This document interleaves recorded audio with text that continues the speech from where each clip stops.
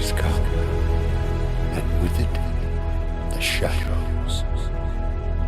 I am Mr. Shadow. Welcome.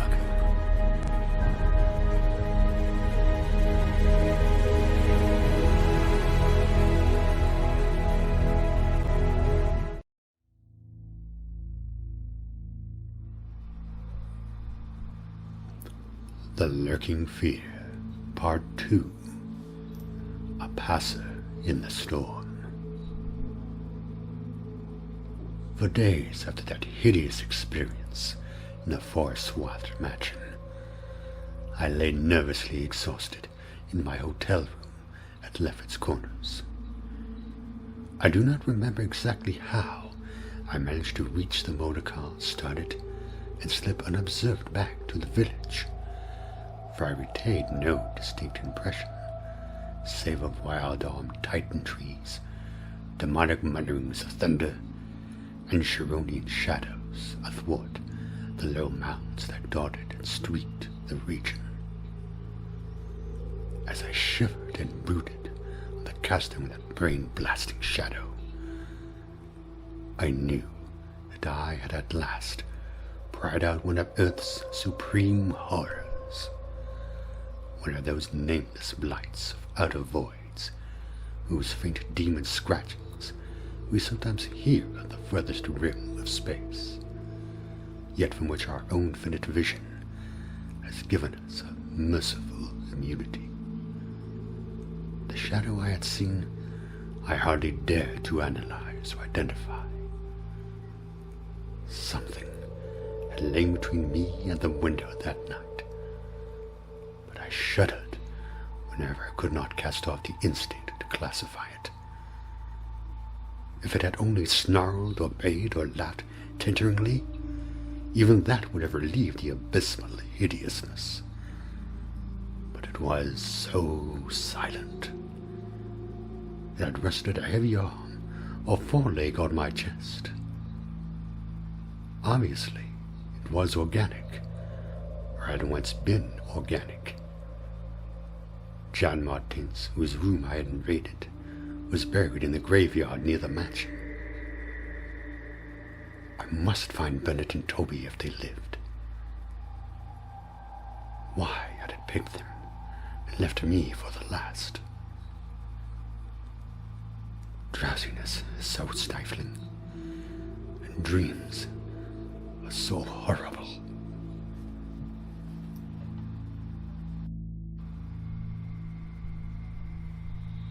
I realized that in a short amount of time, I must tell my story to someone or break down completely. I had already decided not to abandon the quest for the lurking fear, for in my rash ignorance, it seemed to me that uncertainty was worse than enlightenment, however terrible the latter might prove to be. Accordingly, I resolved in my mind the best course to pursue, whom to select for my confidences, and how to track down the thing which had obliterated 2 men and cast a nightmare shadow. My chief acquaintances at Lefferts Corners had been the affable reporters, of whom several still remained to collect the final echoes of the tragedy. It was from these that I determined to choose a colleague, and the more I reflected, the more my preference inclined toward one Arthur Monroe, a dark, lean man of about 35, whose education, taste, intelligence, and temperament all seemed to mark him as one not bound to conventional ideas and experiences. On an afternoon in early September, Arthur Monroe listened to my story. I saw from the beginning that he was both interested and sympathetic, and when I had finished, he analyzed and discussed the thing with the greatest shrewdness and judgment. His advice, moreover, was eminently practical, for he recommended a postponement of operations at the Martense Mansion until we might become fortified with more detailed historical and geographical data. On his initiative, we combed the countryside for information regarding the terrible Martense family, and discovered a man who possessed a marvelously illuminating ancestral diary. We also talked at length with such of the mountain mongrels as had not fled from the terror and confusion to remotest lips, and arranged to proceed our culminating task, the exhaustive and definitive examination of the mansion in the light of its detailed history, with an equally exhaustive and definitive examination of spots associated with the various tragedies of squatter legend.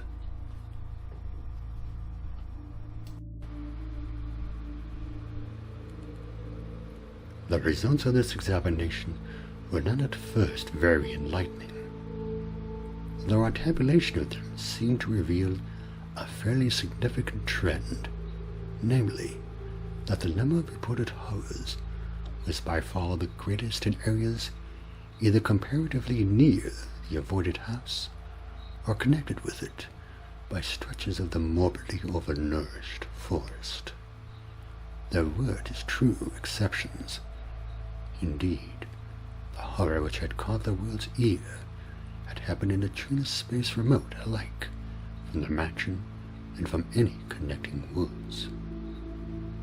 As to the nature and appearance of the lurking fear, nothing could be gained from the scared and witless shanty dwellers. In the same breath, they called it a snake and a giant, a thunder devil and a bat, a vulture and a walking tree. We did, however, deem ourselves justified in assuming that it was a living organism, highly susceptible to electrical storms. And although certain of the stories suggested wings, we believe that its aversion for open spaces made land locomotion a more probable theory. The only thing really incompatible with the latter view was the rapidity with which the creature must have traveled in order to perform all the deeds attributed to it. When we came to know the squatters better, we found them curiously likable in many ways. Simple animals they were, gently descending the evolutionary scale because of their unfortunate ancestry and stultifying isolation. They feared outsiders, but slowly grew accustomed to us, finally helping vastly when we beat down all the thickets and tore out all the partitions of the mansion in our search for the lurking fear. When we asked them to help us find Bennett and Toby, they were truly distressed, for they wanted to help us, yet knew that these victims had gone as wholly out of the world as their own missing people, that great numbers of them had actually been killed and removed, just as the wild animals had long been exterminated. We were, of course, thoroughly convinced, and we waited apprehensively for further tragedies to occur.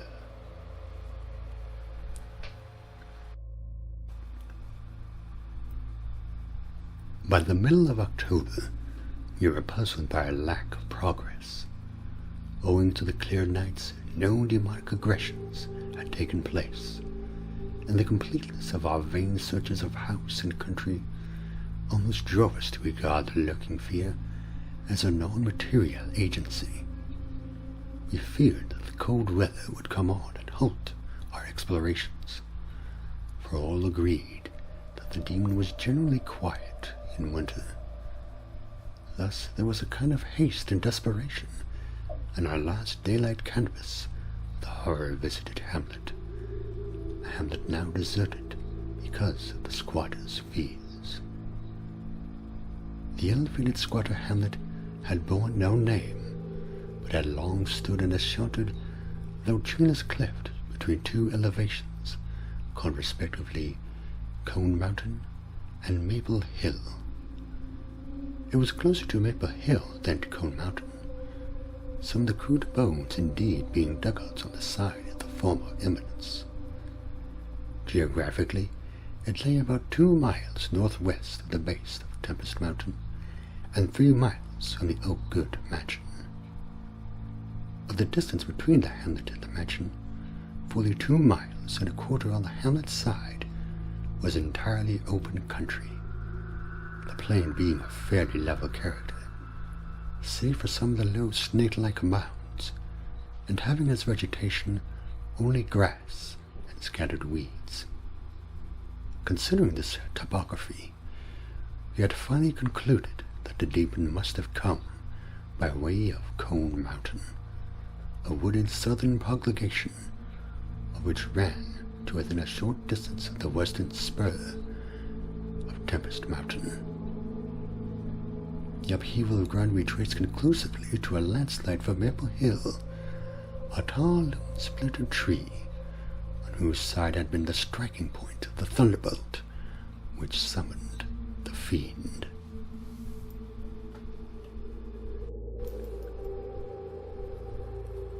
As for the 20th time or more, Arthur Monroe and I went minutely over every inch of the violated village. We were filled with a certain discouragement, coupled with vague and novel fears. It was acutely uncanny, even when frightful and uncanny things were common, to encounter so blankly clueless a scene to such overwhelming occurrences. And we moved about beneath the leaden darkening sky with that tragic directionless zeal which results from a combined sense of futility and necessity of action. Our care was gravely minute. Every cottage was again entered, every hillside dugout again searched for bodies, every thorny foot of adjacent slope again scanned for dens and caves, but all without result. And yet, as I have said, vague new fears hovered menacingly over us, as if giant bat-winged griffins squatted invisibly on the mountain-tops and leered with abandoned eyes that looked on trans-cosmic gulfs. As the afternoon advanced, it became increasingly difficult to see, and we heard the rumble of a thunderstorm gathering over Tempest Mountain. The sound of such a locality naturally stirred us, though less than it would have done at night. As it was, we hoped desperately that the storm would last until well after dark, and with that hope turned from our aimless hillside searching toward the nearest inhabited hamlet to gather a body of squatters as helpers in the investigation. Timid as they were, a few of the young men were sufficiently inspired by our protective leadership to promise such help.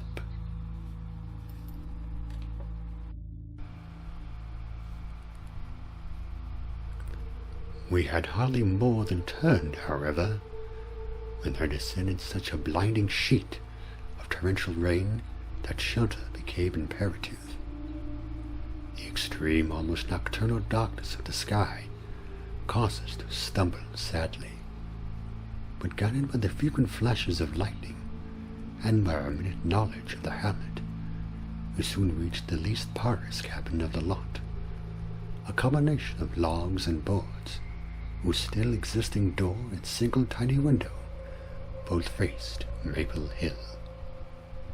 Barring the door after us against the fury of the wind and rain, we put in place the crude window shutter which our frequent searchers had taught us where to find.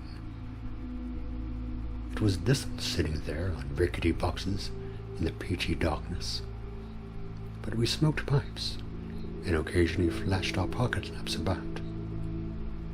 Now and then we could see the lightning through the cracks in the wall.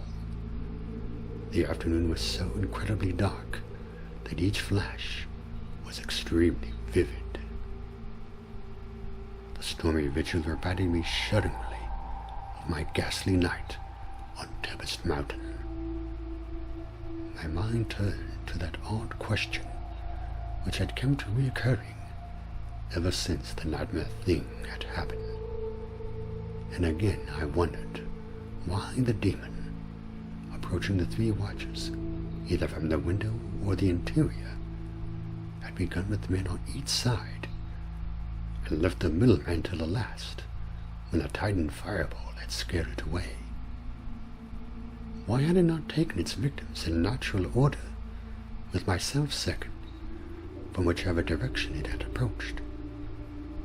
With what matter far-reaching tentacles did it prey? Or did it know that I was the leader, and save me for a fate worse than that of my companions? In the midst of these reflections, as if dramatically arranged to intensify them, there fell nearby a terrific bolt of lightning, followed by the sound of sliding earth. At the same time, the wolfish wind rose to demonic crescendos of ululation. You were sure that the lone tree on Maple Hill had been struck again, and Monroe rose from his box and went to the tiny window to ascertain the damage. When he took down the shutter, the wind and rain howled deafeningly in, so that I could not hear what he said. But I waited while he leaned out and tried to fathom nature's pandemonium. Gradually, a calming of the wind and dispersal of the unusual darkness told the storm's passing. I had hoped it would last into the night to help our quest, but a furtive sunbeam from an atoll behind me removed the likelihood of such a thing. Suggesting to Monroe that we'd better get some light, even if more showers came, I unbarred and opened the crude door. The ground outside was a singular mass of mud and pools, with fresh heaps of earth from the slight landslide. But I saw nothing to justify the interest which kept my companion silently leaning out the window. Crossing to where he leaned, I touched his shoulder, but he did not move. Then, as I playfully shook him and turned him around, I felt the strangling tendrils of a cancerous horror whose roots reached into illimitable pasts and fathomless abysms of the night that broods beyond time. For Arthur Monroe was dead, and on what remained of his chewed and gorged head there was no longer a face.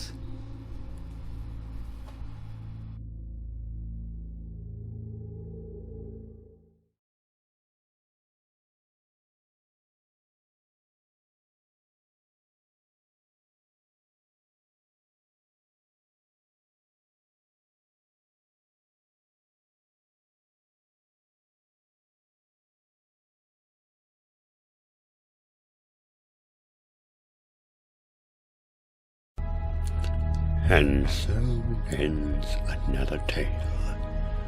I thank you for tuning in. And you join me the next time